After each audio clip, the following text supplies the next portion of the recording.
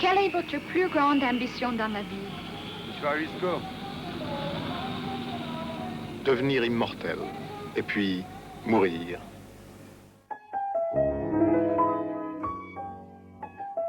Every once in a while, you get lucky and have the chance of experiencing art that is nothing less than transformational.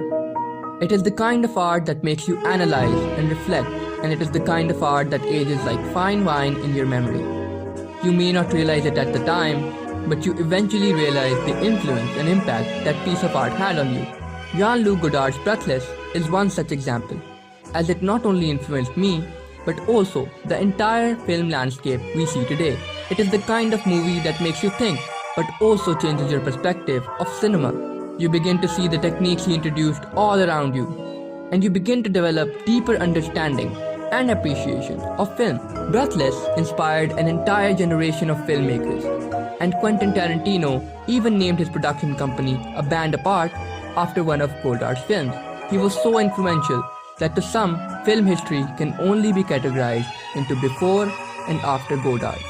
Right before Godard came onto the scene, France had lifted restrictions and quotas on American films that could air in French theaters in the aftermath of World War II. Like many other products, American films began to dominate over French cinema. Godard, Truffaut, and other young critics noticed how Hollywood movies were far superior than those made by French cinema.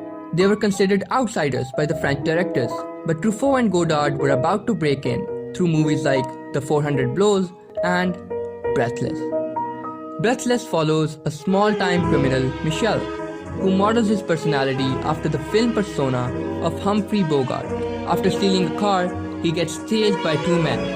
In the shootout that ensues, he kills one of them. He flees to Paris to convince his lover, Patricia, to leave France with him.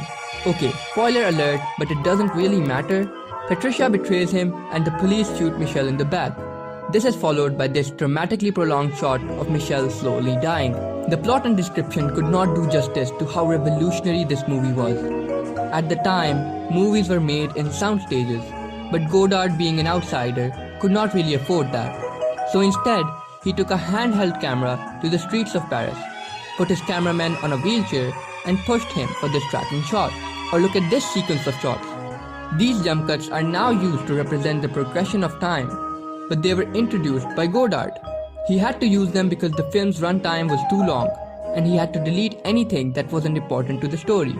These were all rules that were being broken for the first time, and it would pave the way for an entire generation of filmmakers who were influenced by Godard to make movies for the love of them, experiment, and improvise. He demonstrated that there is no right or wrong way of making a movie, and if you think there is a rule, break it.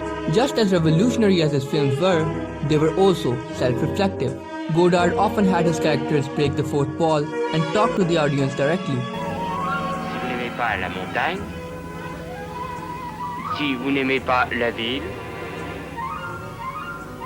allez vous faire foutre. This is to deliberately remind the audience that they are watching a film and not reality. This technique, first introduced by Bertolt Brecht, causes the audience to stay engaged with the film instead of the plot, and forces the audience to analytically think about how the movie was made and how it is manipulating them. So when we see Michel confront his idol's movie poster followed by a loud, out-of-place transition, we are forced to think and reflect. Michel's character and the French film scene at the time considered their American counterparts superior.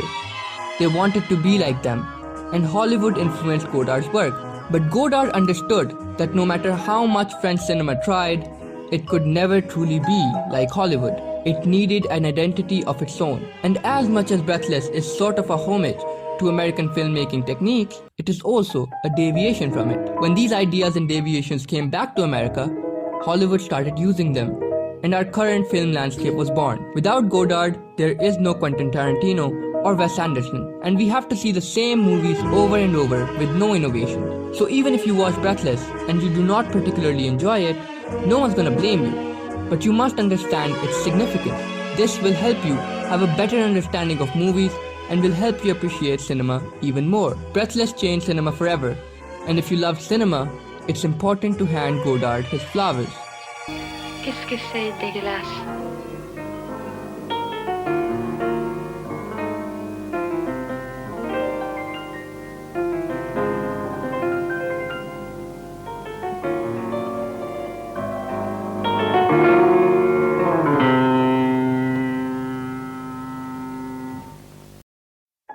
Hey guys, this is The Brown Critic and I would like to thank you for watching this video.